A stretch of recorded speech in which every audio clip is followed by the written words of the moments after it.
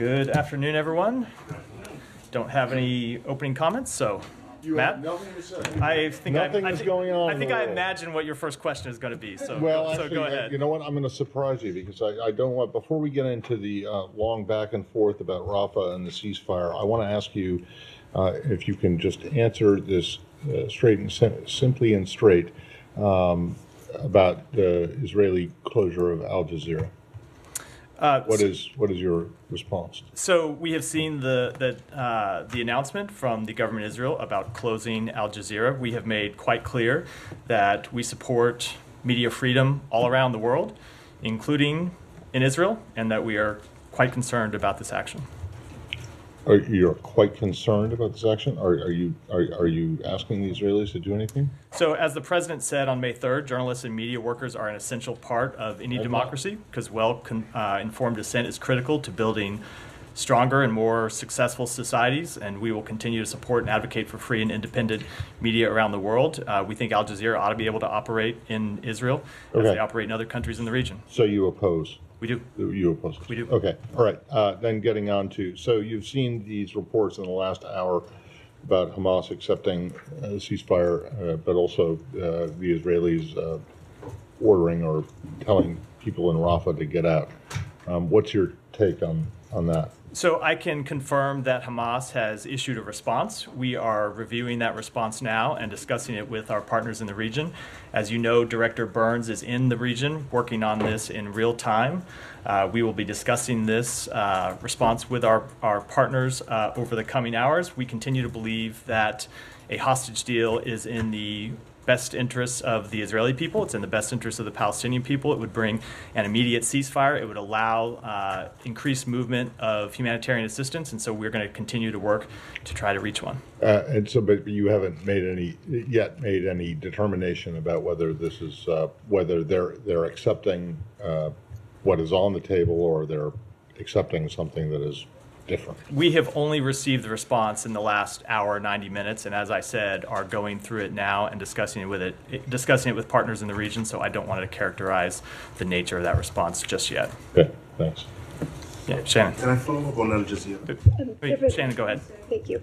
There have been some reports that from Israel that perhaps Hamas agreed to a proposal that was put together by Egypt and Qatar that was softer than the initial framework that was in the works last week. Is it possible that there has been a different proposal that the U.S. is not involved with the tracking? So I've seen those suggestions. I've seen some of those reports, and I hope you'll understand that because we are still reviewing the response that has come in, and because we are working on this in real time and trying to reach an agreement, I'm just going to decline to comment on detail about any of those reports. We're going to be discussing this response with our partners in the region in the hours ahead.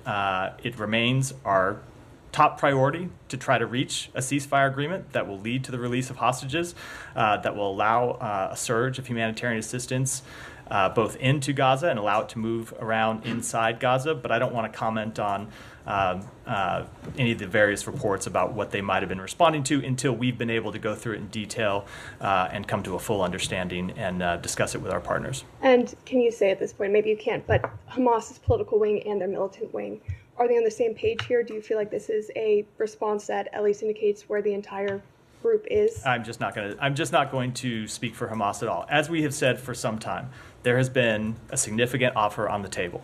The ball has been in Hamas's court. We have made clear that they should accept that offer, that Israel made significant compromises, showed that they wanted to reach an agreement that would lead to the release of hostages, that would bring an immediate ceasefire, and we have hoped that Hamas would take the deal that was on the table. Now, as to what's in their response, what it looks like, we're going to review that and withhold judgment until we've had a chance to conduct a full review. Can I ask how the threatened Israeli offensive in Rafa? In the hours before this, there were lots of reports about evacuations, not just reports, but Israel is talking about evacuations from Rafa. How does this? What's the U.S. message in this now? Do you think that Israel should hold off on any operations in Rafa as we discuss this response?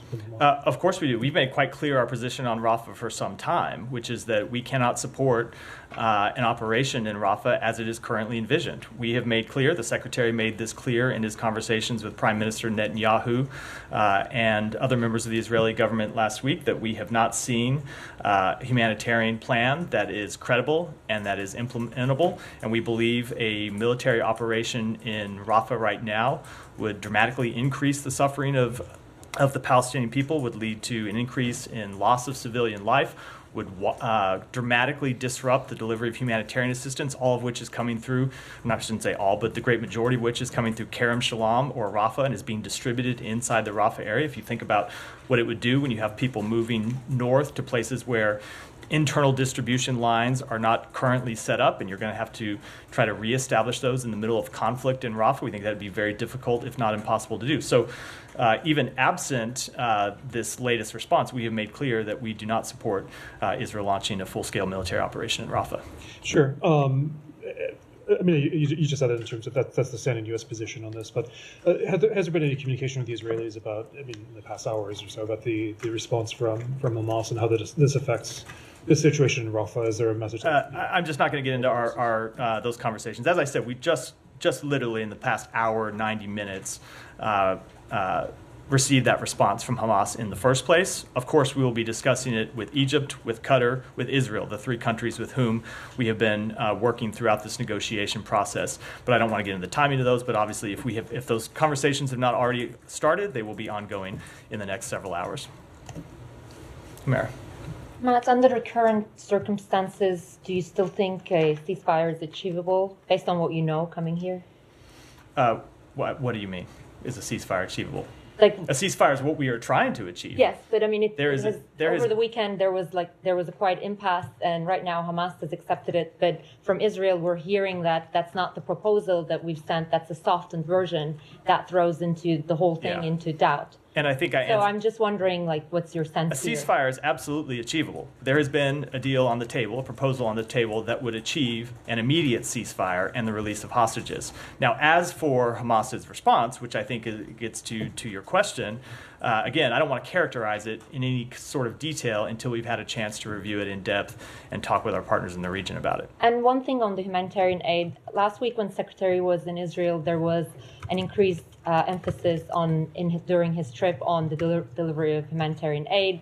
We visited Kerem Shalom, which got shut down over the weekend after the Hamas attack. But can you give us a sense of what a Rafah offensive, how that would impact all of Gaza? Because there are issues with distribution in the north. If we have a Rafah offensive in the south, could there be any meaningful humanitarian aid delivery in the north?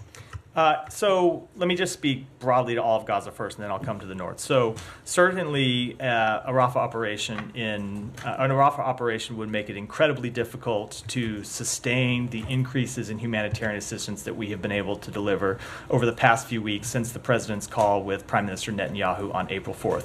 You have seen an increase in the number of trucks going in through Kerem Shalom. You have seen an increase in the distribution inside of Gaza, including inside southern Gaza.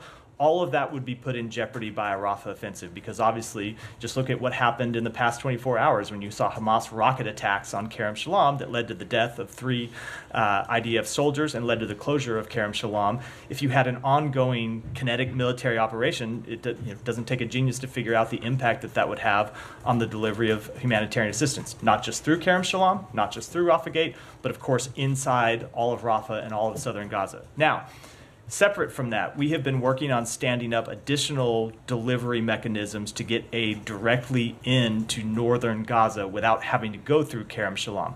Not because we anticipated an upcoming Rafah operation, but because it's so difficult to get aid through Kerem Shalom and then move it all the way to the north of Gaza. So that's why you saw the opening of Erez Crossing, which is something that the president insisted on and something that we achieved last week when the secretary was there, first in Jordan and then in Israel. So you can have trucks move directly from Jordan through Erez Crossing in the north, not have to go all the way to Kerem Shalom, come back up north. You saw Ashdod port opening, so goods can come directly from Ashdod and go in through a northern crossing, and it's why we're standing up the maritime operation. So there will be ways to get humanitarian assistance into northern Gaza directly. We have been working on those because it's important to do so, because we've seen how difficult it is to get aid from southern Gaza into northern Gaza. It's hard to speculate what the impact of a Rafah operation would have on the delivery of that aid to northern Gaza, but certainly you can say without a doubt that it would dramatically impact the delivery of humanitarian assistance in southern Gaza. Just going off of that for a second, you said earlier, reiterated that the U.S. doesn't support a full-scale invasion into Rafah. What about a limited invasion into Rafah? So I'm not going to speculate on the types of military operation. It's not speculating. The Israeli government has said limited. I'm about to answer, Kylie. So there are proposals that we have put on the table, and this is why I'm not going to talk about some of this publicly. There are proposals that we have put onto the table to the Israeli government that we have discussed with them that we think would be a much more limited, much more targeted, much more effective way of achieving their legitimate military objectives, which is taking on the Hamas battalions that are remaining in Rafah. Those look very different than the types of operations that we have seen proposed publicly by the Israeli government, and I think I'll leave it at that. So just to be clear, what you've proposed to them isn't your understanding of what they're planning to go ahead with in the near future? I'm not going to speak to what they might be planning to go ahead with. I'll let them speak to that. We've seen the announcement they made today about evacuation orders for not the entire southern Gaza, not the entire Rafah area, but for a significant portion of it, 100,000 people. And of course, we have concerns that any evacuation at all in such a crowded area, if you see 100,000 people move, you're going to see other people in the next area move as well, which of course is something that you want to see happen if there's a military operation. But the problem now is there's such limited places for them to go inside Gaza, and there is no effective way to distribute aid to them and make sure they have access to shelter, access to sanitation in the places that they would go if, say, you had hundreds of thousands of people moving from Rafah. And then, without characterizing the Hamas response, given you guys are still reviewing it, would you say it's a hopeful sign that they have given a response here? I think that would be characterizing it, so I'm going to decline to do so until we have completed that review. And when do you think you'll be able to complete that review? When should we expect an assessment from the administration? The Director Burns, as I said, is in the region literally working on this right now. I don't want to put a timetable on it, but it is something that is a top priority for everyone in this administration, from the president on down. You saw that the president had a phone call with Prime Minister Netanyahu today. Achieving a ceasefire deal that would lead to the release of hostages was one of the top priorities of the Secretary's trip when he was in the region last week. So everyone is focused on this. Everyone is trying to get a deal over the line. Thank you. Last week there was some reporting that the Biden administration had put a hold on a shipment of US-made ammunition to Israel. Have you seen that report? Can you comment on its accuracy? I have seen on that report. As is usually the case, we don't comment on specific cases of arms transfers, and I'm not going to do so here. Thank you. Yeah, Said. Thank you. Just to clarify on the offer. The offer that you said was generous and on the table, and what seems to be accepted now. Does that mean that the ball is no longer in Hamas's court? Said, it's impossible for me to answer that question without characterizing the response that Hamas has given, which I'm not yet willing to do. Okay. All right. On Al Jazeera, now we know that Israel is accusing the correspondents of Al Jazeera, our colleagues, who are Israeli citizens, by the way, accusing them of incitement that goes back many years and all these things, a crime that is punishable by imprisonment.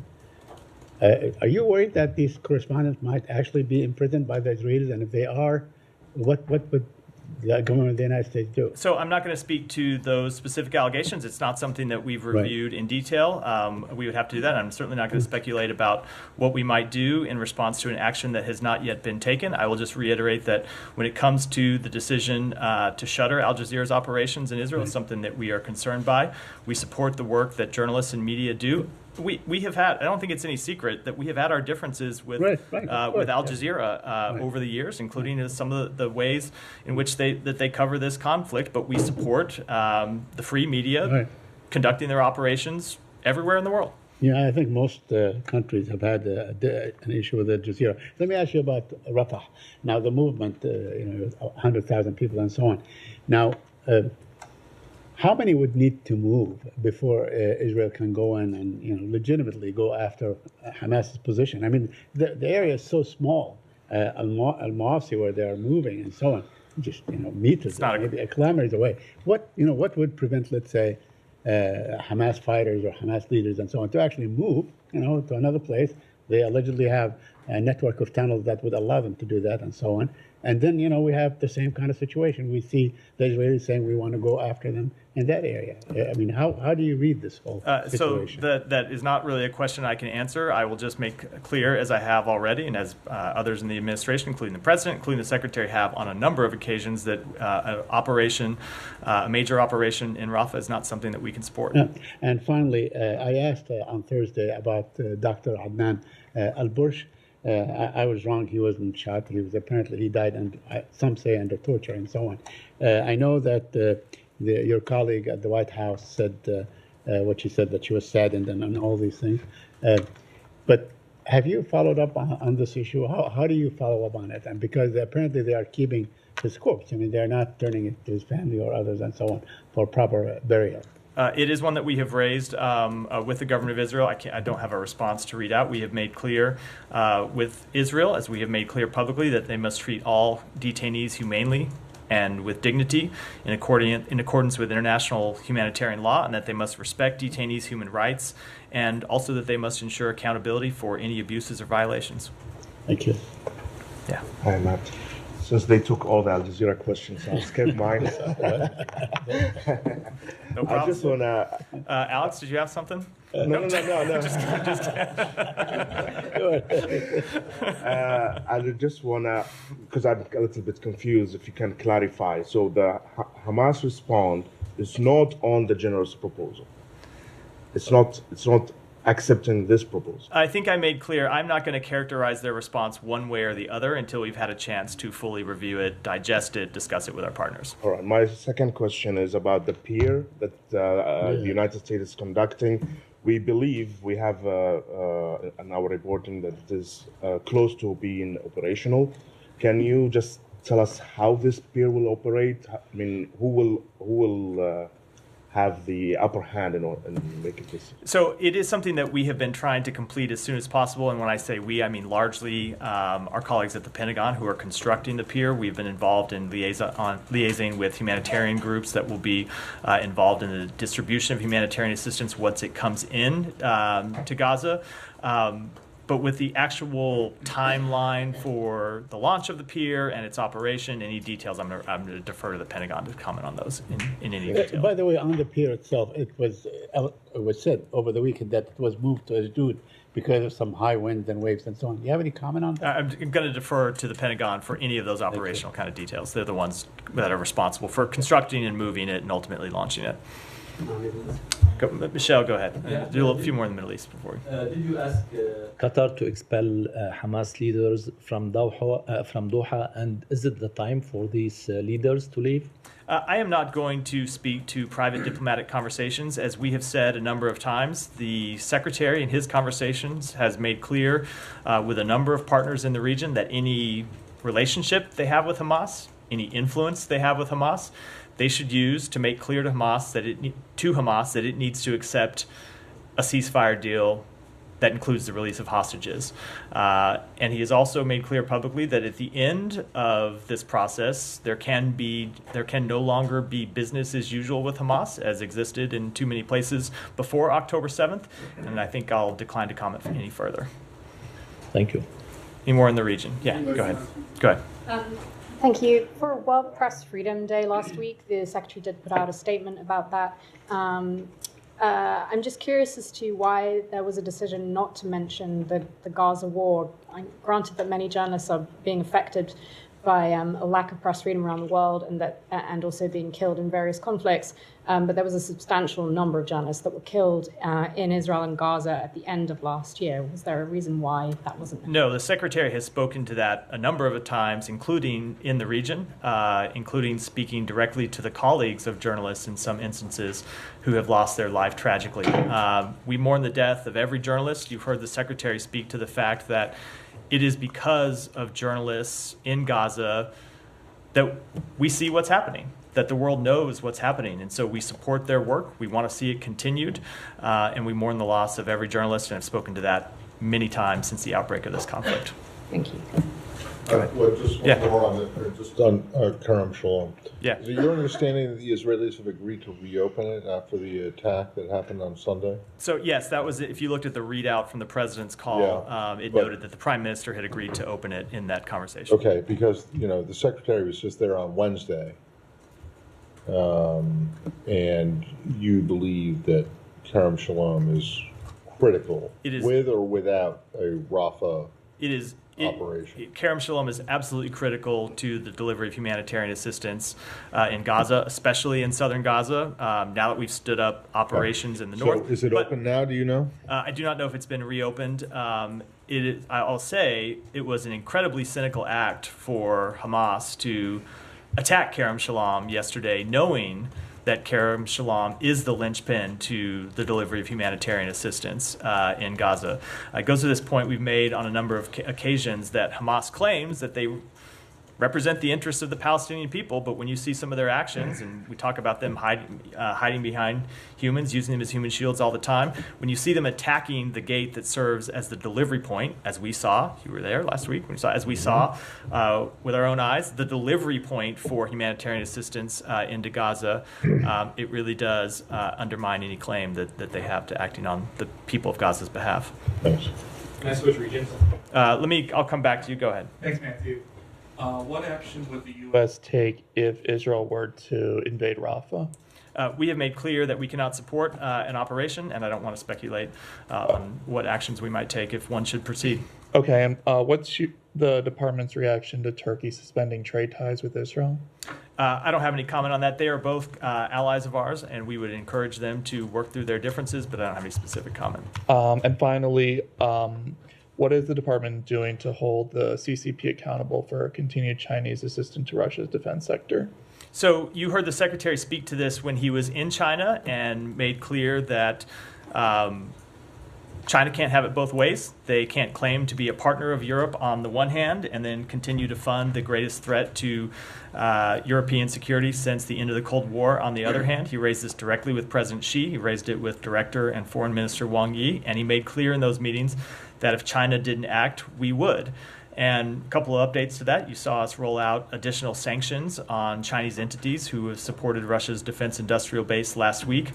And then I want to note that we made clear that it is not just the United States that is concerned about China's activities, but it is also our partners and allies in Europe.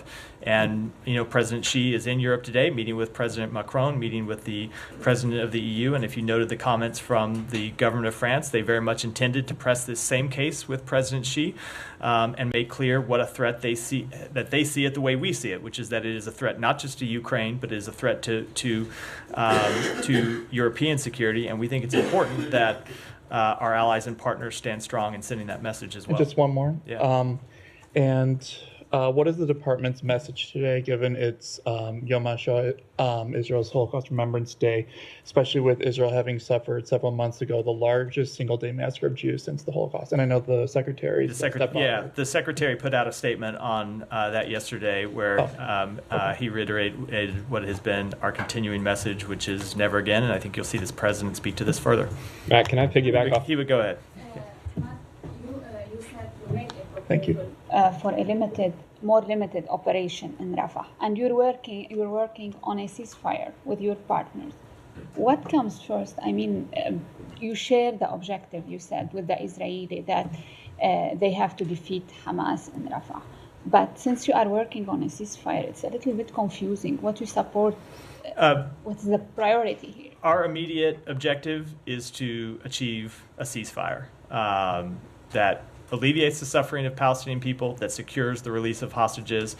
And then we want to build that ceasefire, as we have made clear, into something more sustained and something longer lasting.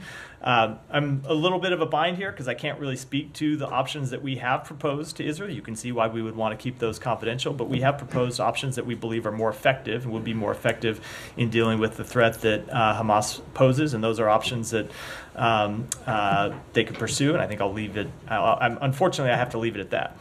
One more question. In case these negotiations fail, are you preparing for a worst-case scenario that the Israeli goes into Rafah, and this lasts until the fall? Of course, we are prepared for every scenario, but I don't think I wanted to read out what actions we might take. Yeah. Well, that's a fair point, Matt. Every scenario that you can reasonably predict, we like prepare aliens for. come down. That's why I said every scenario you can You're reasonably prepared for predict. that one, If too? that happens, I'll run to the hills right behind you, probably. Nike, go ahead. Yeah, are we ready to move on to different region? Sean, go ahead. I know you. Sorry, Nike, I tried. It's the record reflect, I called on you, and Sean, the head of the State Department Correspondent Association, stepped on your question. Exactly. Well, gladly defer to Nike. Gladly defer to Nike after this. I presume I'm probably not going to answer this, but just for a question I'm not even going to answer. Exactly. Sorry, go ahead. But just a couple of moments on a serious note. Just a couple of moments ago, the Israeli army is saying that the evacuation orders that it issued earlier, confirming that this is preparation for a ground invasion. I know they've been speaking about a ground invasion and a ground operation in general terms for some time. Do you have any further comment on that? I mean, whether you have signs that the Israelis are actually going ahead imminently with the ground operation? I'm just not going to speak to their military activities. We have made quite clear that we oppose a military operation there, and I'm going to leave it at that. Nike, Thank you. go ahead. On Russia, President Vladimir Putin will be set to start another 6-year term on Tuesday. Do you have anything on that? I understand U.S. Ambassador Tracy is currently out of the country. My question is anyone from the U.S. Embassy attending his inauguration ceremony, or is the U.S. joining other countries to boycott? No, we will not have a representative at his inauguration. U.S. is boycotting? We will not have a representative there. You can draw your own conclusions. Alex, go ahead. Does that mean that you don't consider Putin a legitimate president?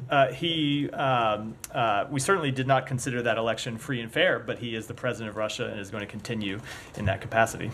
Let me get your immediate reaction to reports about Russia's planned nuclear drills. How much it will complicate the situation, and what kind of response will that invite from the United States? So Russia's rhetoric, their nuclear rhetoric, has been reckless and irresponsible throughout this conflict. That said, we have not seen any reason to adjust our own nuclear posture in response to these announcements, nor any indications that Russia is preparing to use a nuclear weapon in Ukraine. Thank you. I have two more on South Caucasus, if I may. On Georgia, we had a protest in front of this building on Saturday. Georgia Americans were asking the State Department to impose sanctions on Ivanishvili and the GD MPs, not for the actions that they might or might not take, but the actions they have taken already. So are you considering any measure? I'm just not going to make any sanctions announcements. Whether that relates to what we might do or what we are considering is typically our practice here. We heard from senior officials this building. It feels like you guys are expecting some U-turn in this case, or some off-ramp, by suggesting that Ivanishvili might be misinformed. So all the statements we have heard from him are not his or reflecting his viewpoints. Is that a reflection of what we have heard from them? I'm not going to characterize it all. We are going to keep pressing our case, which is we believe that the law that they are considering would put Georgia on a precarious trajectory. It would jeopardize Georgia's Euro-Atlantic path and undermine the U.S.-Georgia relationship, and we will continue to make that clear, and they will make their own decisions. And thank you. Finally, on Armenia, Azerbaijan, the ambassador to Baku today for the first time visited Karabakh. Let me get you a sense of significance of it, and we are in this week the ministerial in Kazakhstan. What are your expectations? I don't have any comment on that or any expectations. Go ahead. Yeah. Thank you, Matt. A question on Iran. As you may be aware, the IKR President Najib Barzani, he's in Iran with an official visit with the purpose of finding solutions to the disputes between Iraq, Iran, and Kurdistan region. How does the U.S. view this visit and efforts? Do you have any comments on that? So we have consistently encouraged de-escalation in the region, but we don't have any comment about the specifics of that trip. I would leave it to the Kurdistan regional government to comment more in detail on President Barzani's travel. And one more question. Do you think that having these kinds of discussions with Iran could help and leave any impacts on the Iraqi stability? Because we witnessed they attacked the Iraqi Kurdistan, and there were a lot of tensions between these two capitals? So I don't want to speak to these specific conversations, but of course we have always encouraged any conversations that would lead to de-escalation and would lead to further stability in the region, including vis-a-vis Iran, which of course has been one of the greatest contributors to instability in Iraq and elsewhere in the Middle East. And last question, as we are speaking of Iran, minutes ago, the Iranian foreign minister put a post on X, and he said that we send Hamas response to the plan proposed by Egypt and Qatar. What he said that to stop the attacks by Israel, and second, exchange prisoners, and third, lift the human blockades. And now the ball in the opposite court. We are honest with in our intentions. This is what he posted.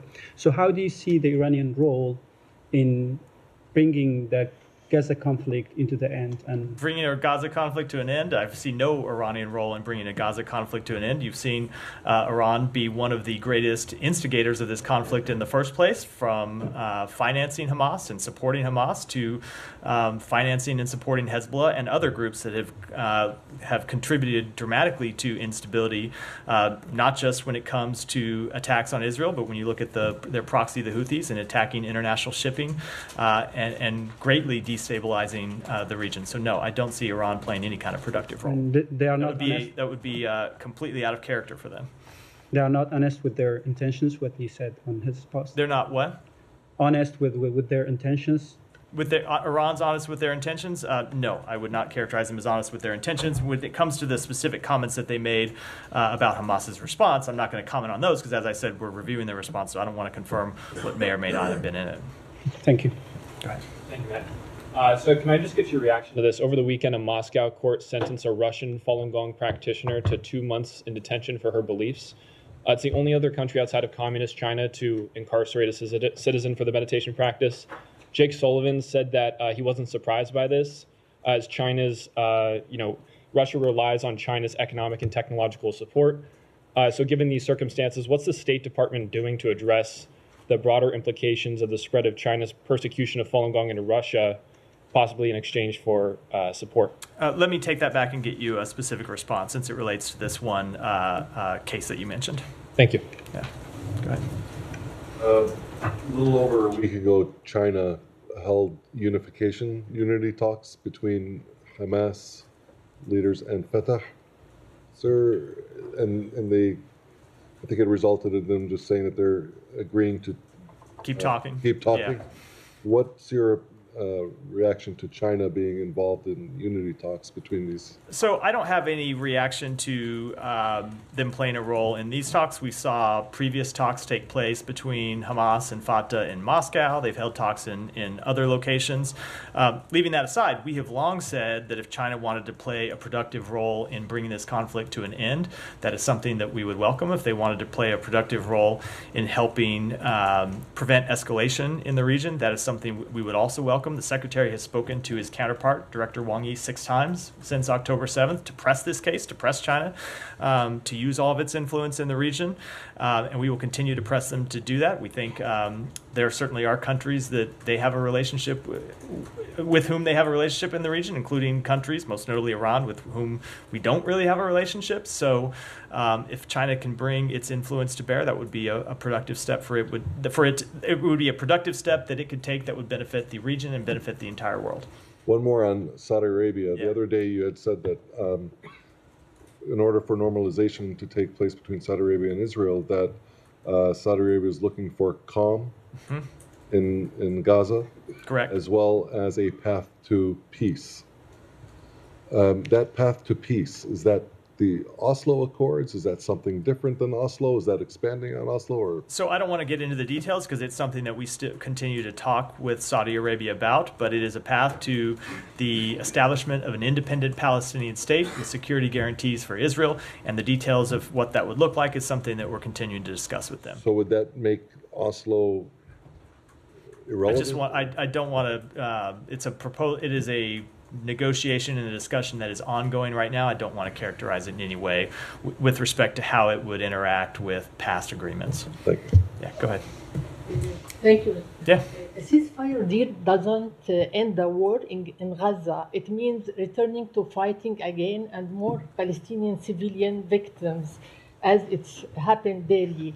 Tens of thousands have already murdered due to the bombing and the famine imposed by Israel, most of them children and women. My question, why the U.S. doesn't intervene to stop the war completely? I mean permanent ceasefire, especially that the Palestinian civilian killed with the American weapon. So we have been working incredibly hard. It's been the focus of most of this briefing to achieve an immediate ceasefire that would stop the fighting in Gaza and would alleviate the suffering of the Palestinian people, those who have died as a result of the conflict, and also those who are suffering as a result of lack of humanitarian aid or inability to access humanitarian aid. Now, that's the first step. We want to get an immediate ceasefire, and then we do want to see it turn into something more durable. We're going to try to work to bring this conflict to an end as soon as possible. That said, and I know I've hammered on this in the past, and the Secretary has hammered in the past,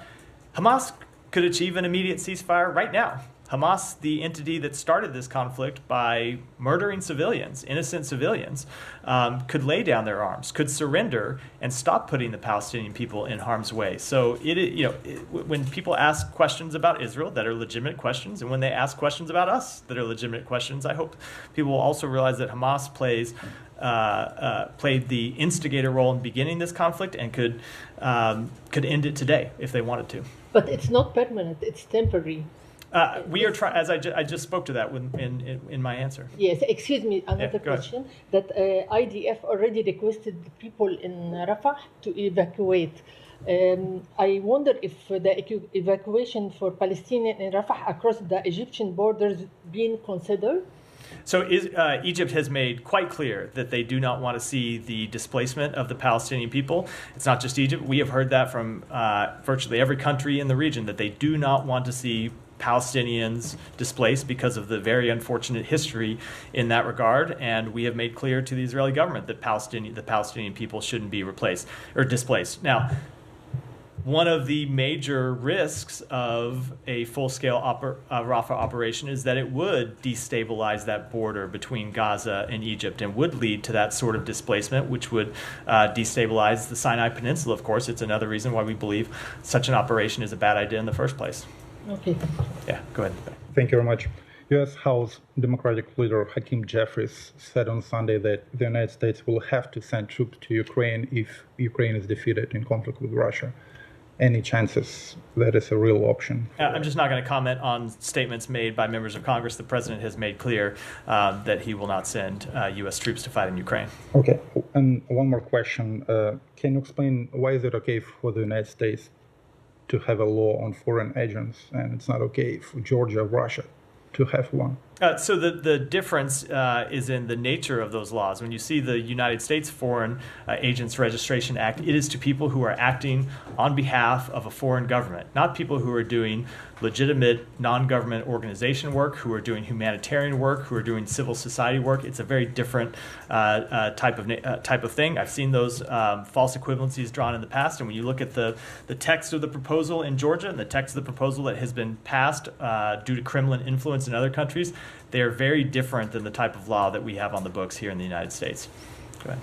Thank you very much. Question is regarding the United States priorities on the normalization talks regarding Saudi Arabia and Israel. As National Security Advisor Jack Sullivan mentioned, insisted in an interview that the administration will enter in any defense pact with Saudi Arabia if only it normalized ties with Israel. So question is it diplomacy of United States for integration of Israel in Middle East, or it's another defense pact by the United States to counter Iranian-backed movements in future from the Middle East? I'm not sure I completely understand the question, but I will say I don't want to get too much into the details of our negotiations with Saudi Arabia and the ongoing discussions, but that we continue to work to finalize both the bilateral pieces of such an agreement as well as what the pathway to an independent Palestinian state would look like.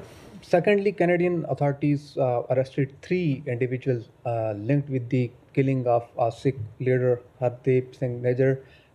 United States have many findings on the connections of Indian foreign operations at U.S. soil, as Wall Street Journal reported last week regarding the connection of Indian government with some targets here in the United States. So with this recent development, what United States have more to take up with the Indian administration? So I would refer you to the Canadian authorities to speak to the details of the investigation there. With respect to the indictment that was returned in the United States, I'll let the Department of Justice speak on behalf of that in detail. And then the only thing further I'd say when it comes to the State Department, we made clear when these allegations were first made public that it's something we think India should take very seriously and investigate. They opened a committee of inquiry to look into the matter, and that work is ongoing, and we'll wait to see the results. But we made very clear that it's something that we take seriously, and we think it's something they should take seriously as well. Hudson. Matt, apologies for not asking you Israel section, but I had nosebleed seats today, so I didn't get it. But I'm just happy to see you here in the briefing. Great to be here. In response to the Axios report that the U.S. is withholding an ammunition shipment to Israel, the Biden administration has told several reporters around town that the U.S. has surged weapons into Israel since October 7th. I'm kind of curious about this response because for much of the conflict, the administration has downplayed reports about the near constant approval and shipment of arms to Israel. I'm just wondering if you could clarify what's the case. Has the U.S. been surging weapons to Israel since October 7th or not? So we have provided weapons to Israel since October 7th. We have always made clear that we are committed to Israel's defense. That's commitment to Israel's security remains ironclad, and that includes providing security assistance to Israel since October 7th to ensure that the attacks of October 7th can never be repeated. Thanks. Kylie, and I'll come to Humera. Can you just provide us an update on the NSM 20 report and if it'll go to Congress on time when it's due on Wednesday? The only update I have is that we continue to work on it, and we'll have more to say about it later in the week. You can't say that it's on track to be delivered on time? It's on track. We're working on it. I just don't have any updates. It is our intention to provide it on time, and we'll have more updates as we get closer to the deadline. Two quick questions on it. I know you don't want to get into it, but I still have two questions. There are concerns among lawmakers that the political military bureau in this building is leading the drafting of the report, and I wonder how you respond to that. So I'm not going to get into the internal mechanisms that we go through to develop such a report, but I will say that a broad spectrum of the department will contribute to this report. People will have a chance to make their views known. People will have a chance to offer their assessments of what they've seen. It's important that different bureaus inside the department, which bring different skills to bear and different points of view and different capabilities, have the chance to review both of the tasks that we were given in the report, both when it comes to compliance with international humanitarian law and the delivery of humanitarian assistance. And we expect all of them to speak candidly about what they've seen and make their recommendations and make their honest assessments, and we'll deliver a report that reflects that. And one more question. The memorandum requires all recipients of U.S. weaponry, including Israel, to make assurances that they're using those weapons, quote, in a manner consistent with all applicable international and domestic law and policy, including international humanitarian law and international human rights law. Will U.S. officials at the department be probing those assurances that they get from Israeli officials if there's reason to believe that they aren't credible assurances? So we are taking very seriously the task that was given to us in this national security memorandum, and it pertains not just with respect to Israel, but with other countries as well that receive U.S. provided security assistance. So the initial step was to get assurances from those 7 countries that they were complying with their national humanitarian law and that they were not impeding the delivery of humanitarian assistance. We received those assurances, I think, probably 43 days ago, somewhere around that.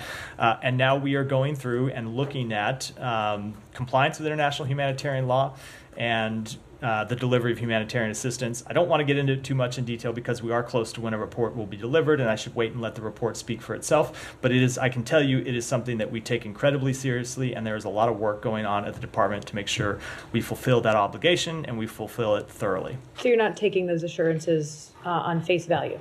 Let me just let the report speak for itself when it comes out, but it is something that we are absolutely taking seriously, and we are looking at a whole host of activities and actions when it comes to any one of the governments, the relevant governments in this case, and we'll be making our own assessments, not just based on what those governments have told us, but based on what we have seen in our review here at the State Department. Thank you.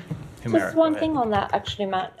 So when the report is produced, we have reported that there are some U.S. officials at the State Department who have raised serious concerns about Israel's possible non-compliance with international humanitarian law, and what they say is it's arbitrary restrictions on humanitarian aid. So when you produce that report, you're basically weighing in on whether the assurances are credible or not. Is there going to be a section where you address those countering, let's say, opinions from different bureaus, or is it just going to be we found that credible or not? This is going to be a very unsatisfying answer, but you were just going to have to wait I'm used to sorry about that, until the report is complete.